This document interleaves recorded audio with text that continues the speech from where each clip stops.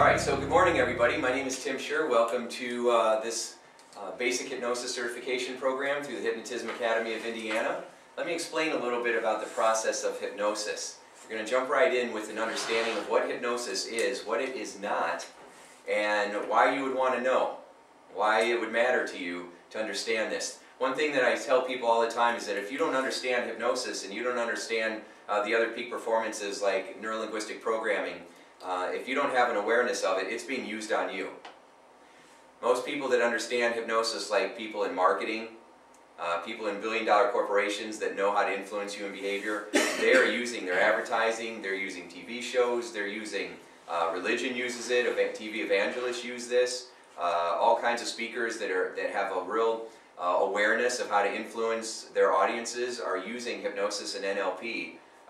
Oprah is a big fan of the craft. She says that she uses these skills to be able to influence her audiences. Tony Robbins made a huge career out of studying NLP and hypnosis. So, and then of course he's reached millions of people, and some of our top presidents and royalty.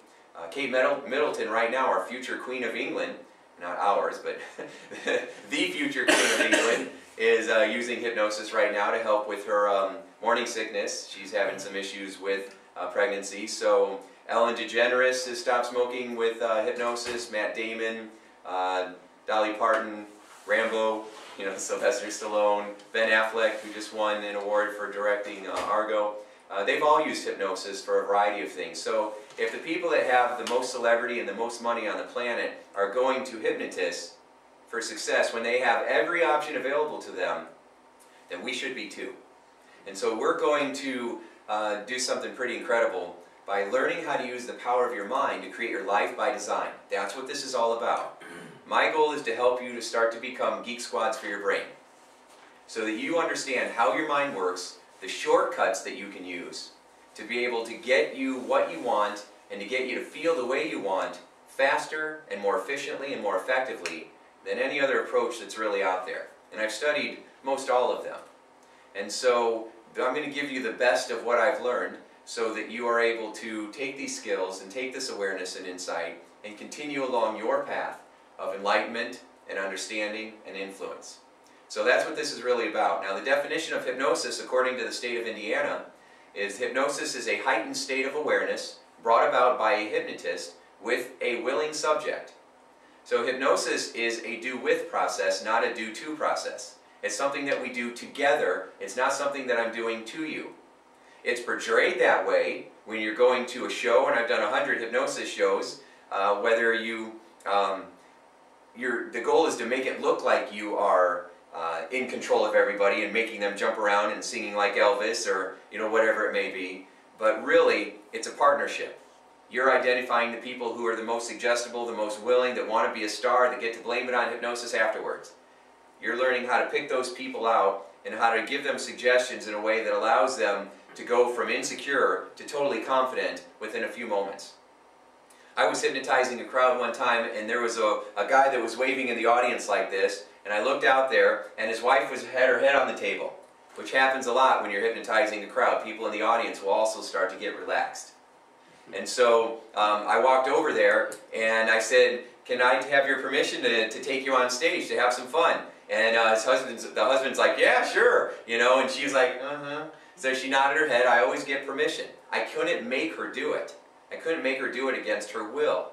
So then we got on stage, and within a few minutes I turned on Crazy Train and had her run around the stage like Ozzy Osbourne. Oh! Now she didn't cuss or swear, because that would not have been with her integrity level. But she was doing around, and that was when the Ozzy Osbourne TV show was on with Sharon. That's the only reason why this woman would have known who Ozzy Osbourne was.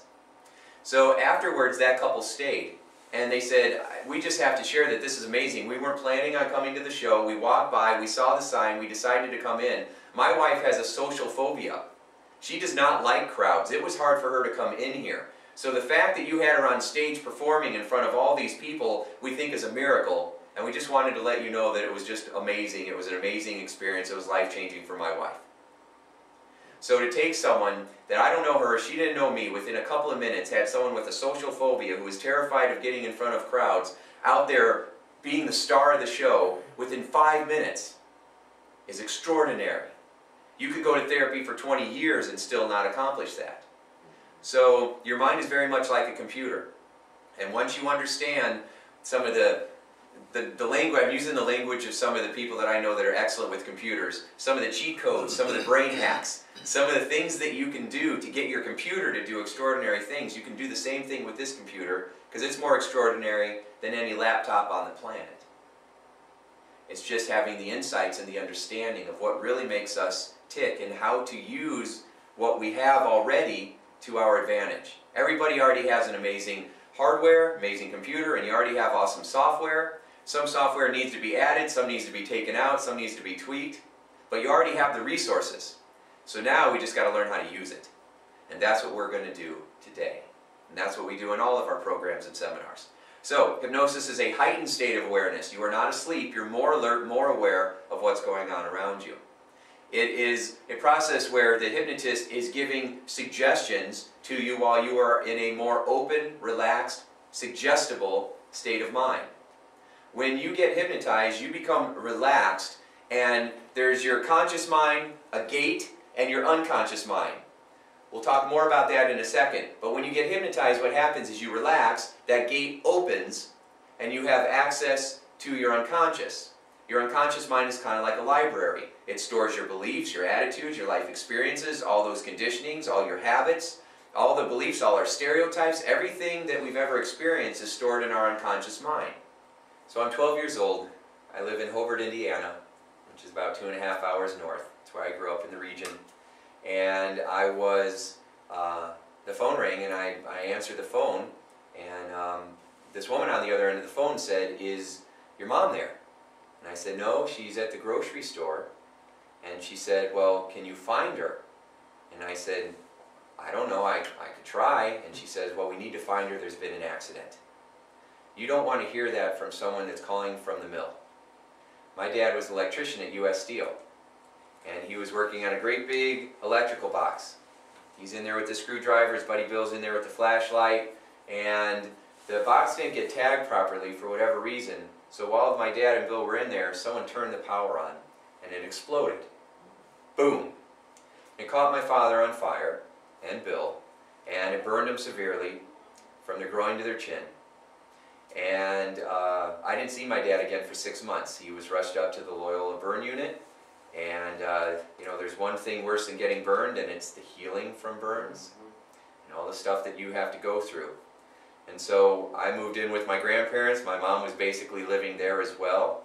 And now the good news is that my dad survived that. In some ways, he's one of my best role models because he's one of those guys, even though he has tons of skin grafts and scars, he's the first guy to tear off his shirt in the summer and go swimming. You know, I only heard him complain one time, and it's because he had to have another hand surgery because his hand wouldn't open all the way.